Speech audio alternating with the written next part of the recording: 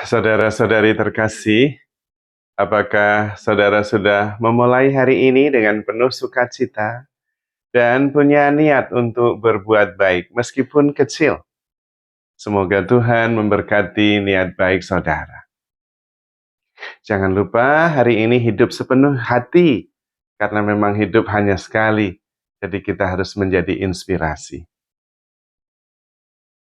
Kita sudah memasuki hari-hari terakhir di tahun 2024.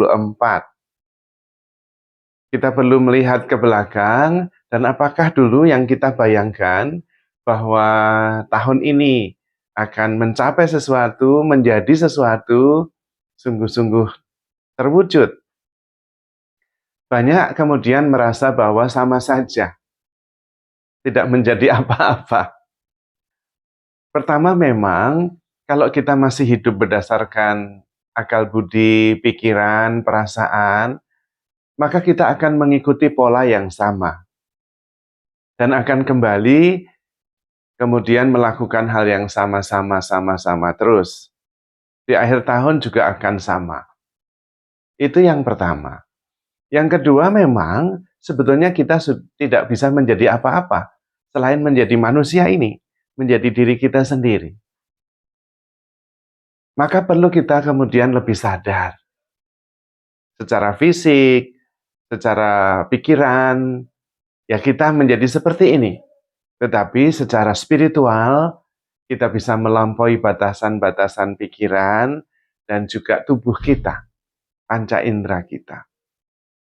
Maka kalau kita ingin berubah, sebetulnya titik awalnya harus pertama sadar. Sadar bahwa saya bukan tubuh ini saja, tubuh ini adalah ungkapan dari roh yang adalah jati diri saya. Pikiran ini juga bukan saya. Apa yang saya pikirkan tentang diri saya itu bukan saya. Karena itu buah pikiran, sementara saya yang mikir. Jadi tidak mungkin yang mikir adalah yang dipikirkan. Tidak mungkin. Nah, ketika kita bisa menyadari bahwa saya tidak terbatas pada pikiran saya dan badan saya, pada waktu itu perubahan akan terjadi. Tetapi kalau tidak sadar, ya sama saja. Kita mengikuti lingkaran dan putaran yang terus berulang. Di ujung tahun, podo wae. Maka penting kita menyadari pikiran-pikiran kita, menyadari perasaan-perasaan kita, menyadari tubuh kita, dan kemudian melampauinya, mentransendensinya. Menyadari juga pola pikir kita. Nah, kalau kita sudah mengerti polanya, kita bisa melakukan sesuatu yang di luar pola itu. Tetapi penting sebetulnya untuk melakukan hal-hal baru. Terutama apa yang ingin kita lakukan, tetapi kita tidak punya waktu. Coba untuk berhenti dan fokus di situ. Melakukan apa yang sungguh ingin saya lakukan, yang selama ini terhalang oleh kesibukan. Dan belajar hal yang baru itu sangat penting. Bahkan ketika itu hal kecil. Belajar memahami fretboard pada gitar. Dan juga bentuk-bentuk chord yang ternyata sepanjang fretboard itu ada macam-macam bentuknya. Chord yang sama. Dan coba menemukannya. Itu membuka sekaligus membongkar batasan-batasan pikiran kita. Dan itu juga membantu otak kita untuk terus-menerus berkembang. Tidak hanya mengikuti pola yang sama. Ada sebuah buku yang ditulis oleh Scott Peck. Judulnya adalah The Road Less Traveled. Jalan yang jarang dilalui. Yang sebetulnya bersumber dari sebuah puisi yang ditulis oleh penyair dari Amerika Serikat, Robert Frost, dengan judul yang sama, The Road Less Traveled. There were two roads diverged in a wood, and I took the one less traveled by, and that make all things different. Ada dua jalur di ambang hutan, dan saya menempuh jalur yang jarang dilalui, dan itu membuat segalanya baru. Itu maksudnya juga dalam pikiran kita. Kita perlu melakukan hal-hal sederhana yang tidak biasa kita lakukan. Kalau misalnya kita pergi ke kantor dengan jalan yang sudah biasa, coba kita ambil jalan yang lain. Karena pikiran kita mengatakan bahwa lewat jalan ini kemarin berdasarkan data lama lancar. Maka kemudian lewat jalur itu. Tapi kemudian karena sudah biasa dilalui, kita nggak lihat yang baru. Tapi kalau lihat jalur baru, kemudian segalanya menjadi baru. Oh, ada ini, ada itu.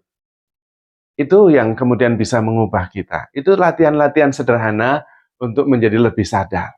Supaya memang kita bisa menjadi pribadi yang baru, yang tidak terbatas oleh pikiran dan identitas yang terbentuk sejak kita kecil. Karena sebetulnya apa yang kita pikirkan tentang diri sendiri, yaitu tetap pikiran, berdasarkan data lama, berdasarkan pendidikan orang tua dan masyarakat. Tetapi itu tetap buah pikir, bukan realitas. Dan itu membelenggu kita, karena kemudian seolah-olah itulah diri kita yang sebenarnya. Ya padahal bukan, itu tetap buah pikir. Kata orang saya begini, dari pengalaman saya begini, lalu mempertahankan saya terus. Padahal itu ya buah pikir, namanya saya itu berdasarkan apa yang saya alami.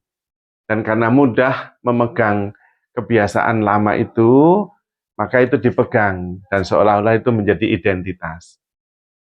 Padahal itu ya buah pikir. Ya pasti bukan saya yang berpikir, bukan buah pikirnya. Dan karena itu justru buah pikir itu yang membelenggu. Maka kita perlu kembali kepada yang berpikir itu, yang menyadari, yang mengalami. Lalu latihan bahwa saya adalah spiritual being. Nah, kalau kita spiritual being, menyadari bahwa saya adalah roh yang mempunyai ekspresi jasmani, maka perubahan akan terjadi. Karena roh lebih cepat berubah, ekspresinya bisa macam-macam. Atau juga memang tidak perlu berubah lagi dalam arti bahwa saya sudah sempurna, saya sudah penuh, saya sudah utuh, karena roh mau berkembang apa lagi. Nah, di situ kemudian menjadi manusia baru. Bukan dalam arti berubah secara aksidental, sifat ini, sikap itu bukan, tetapi secara mendasar, saya adalah spiritual being yang sudah selesai, cukup, utuh, penuh. Apa yang terjadi, saya mensyukuri dan mengalaminya sebagai sebuah pengalaman. Tetapi tidak menjadikan saya apa-apa, karena saya sudah penuh, sudah utuh. Hanya menjadikan saya mengalami dan bersyukur, dan kemudian bisa memberi yang terbaik dari yang saya bisa. Dan itulah menjadi manusia baru. Perubahannya justru perubahan yang eksistensial. Dari manusia lama menjadi manusia baru. Dari manusia yang terbatas menjadi manusia yang tak terbatas. Dari manusia yang dikendalikan oleh pikiran dan perasaan menjadi manusia yang sadar bahwa pikiran-pikirannya itu datang dan pergi, tidak harus diikuti. Sadar bahwa perasaannya berubah-ubah, tidak harus ditentukan oleh perasaan. Tetapi menyadari bahwa saya adalah kesempurnaan bersama Tuhan. Karena saya adalah kasih itu sendiri yang diciptakan serupa dan segambar dengan Allah. Saya adalah kasih dengan ekspresi jasmani. Saya adalah spiritual being dengan ungkapan manusiawi. Maka kemudian di situ kita bisa selalu kreatif, selalu baru dalam ekspresi. Karena tidak terbelenggu, tidak terpenjara oleh ekspresi. Karena saya tidak mengidentifikasikan diri dengan ungkapan, tetapi dengan sesuatu yang ada di belakang ungkapan itu. Yang adalah spiritual being, yang utuh, penuh, tanpa batas, dan selalu bersama Tuhan. Maka saudara-saudari terkasih, handle yourself with care, because you are love. Tuhan memberkati.